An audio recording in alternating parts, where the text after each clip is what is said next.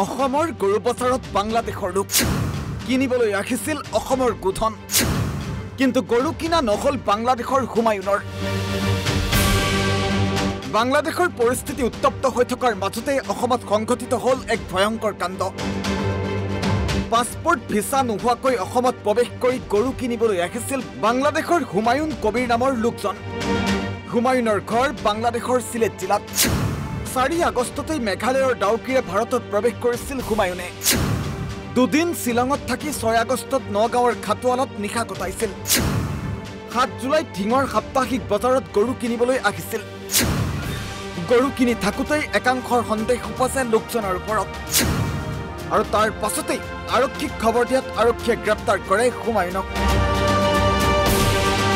বাংলাদেশী হুমায়ুনৰ লগতে অসমৰ 3জন লোকক গ্ৰেপ্তাৰ কৰে ঢিং আৰক্ষীয়ে নগাঁৱৰ আবুল হুছেইন মকবুল হুছেইন আৰু মতিবুৰ ৰহমানক গ্ৰেপ্তাৰ এই 3জনৰ বিৰুদ্ধে গৰুৰ চোৰাং সৰবৰাহৰ সৈতে জড়িত থকাৰ অভিযোগ আৰক্ষীয়ে বাংলাদেশী হুমায়ুন সহ 4 ব্যক্তিক জিম্মাত লৈ অব্যাহত ৰাখিছে তদন্ত আমাৰ ঢিং আৰক্ষীয়ে যোৱাকালি এটা অভিযান চলাই এজন সন্দেহযুক্ত বাংলাদেশী নাগৰিকক কৰায়ত্ব কৰে আৰু লগতে 3জন ব্যক্তি খাটুৱাল থানা আণ্ডাৰৰ তেওঁলোকে ইয়াতে গৰু বজাৰত গৰু কিনিবলৈ আহিছিলে দুজন মানুহ আমি বাংলাদেশী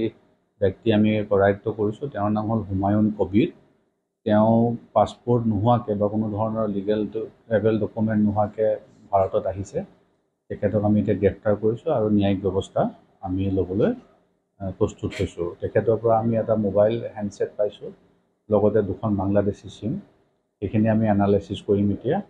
আৰু অবৈধভাৱে ভাৰতত প্ৰৱেশ কৰাৰ কাৰণে তেখেতক আমি কৰায়ত্ব কৰি গ্ৰেপ্তাৰ কৰা হৈছে আৰু যেটো বাংলাদেশত যেটো এতিয়া পৰিস্থিতি সৃষ্টি হৈ আছে তাৰ পৰা নাই তেখেতে ইয়াত আহিছিলে ব্যৱসায় সংক্ৰান্তে তেখেতে ইয়াত গৰু কিনিব আহিছিলে আমি তথাপিও সেই এংগলটো চাই আছোঁ ফুটপুছ কৰি আছোঁ কিন্তু আমি যিখিনি প্ৰিলিমিনাৰী ইনভেষ্টিগেশ্যনত যিখিনি পাইছোঁ তেওঁ এজন শিলঙৰ মানুহৰ লগত যোগাযোগ কৰিছিলে গৰু কিনিবলৈ তেওঁৰ যোগেদি তেওঁ আহে নগাঁৱলৈ নগাঁৱত আহি তেওঁ খাটুৱালত এক ৰাতি থাকে আৰু যোৱাকালি ঢিং বজাৰত আহিছিলে গৰু বজাৰত গৰু কিনিবলৈ তাতে মানুহৰ সন্দেহ হোৱাত আৰক্ষীক খবৰ দি আৰু আৰক্ষী কৰায়ত্ব কৰে ফুটপুছ কৰি আমি গোটেই ৰাতি আমাৰ অফিচাৰসকলে ফুটপুছ কৰিলে ফুটপুছ কৰি তেওঁ কেনেকৈ আহিলে কি কৰিলে ডাউকি দি তেওঁ সোমোৱা বুলি কৈছে এতিয়া আমি আজি তেওঁৰ ওপৰত আমি লিগেল একশ্যন ল'ম তেওঁ 4 তাৰিখে ভাৰতত সোমোৱা বুলি কৈছে আৰু তেওঁ আহি পেলাই 4 তাৰিখ ৰাতি আৰু 5 তাৰিখ শিলঙতে থাকিলে 6 তাৰিখে আহি খাটুৱাল পাইছে খাটুৱালত নিশা 6 কালি আমাৰ ঢিঙত ধৰা হৈছে আৰু তেওঁৰ লগত এতিয়া আমি তদন্ত কৰি আছোঁ তেওঁ অকলে অহা বুলিয়ে কৈছে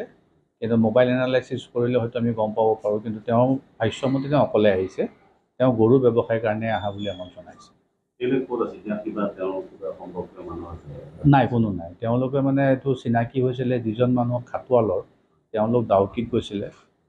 তাৰ পৰা তেনেকৈ চিনাকি আৰু আগতেও তেনেকৈ গৰু ক্ৰয় কৰি নিছে কিন্তু নিজে অহা নাছিলে এবাৰ নিজে আহিছিলে আৰু নিজে অহাৰ পিছত তেওঁ ধৰা পৰিছে গতিকে খাটুৱালৰ মানুহ ঘৰতে তেওঁলোকক এৰেষ্ট কৰাইছে আমি তেওঁলোকৰ 3জন ব্যক্তিক আমি পাইছোঁ ইয়াতে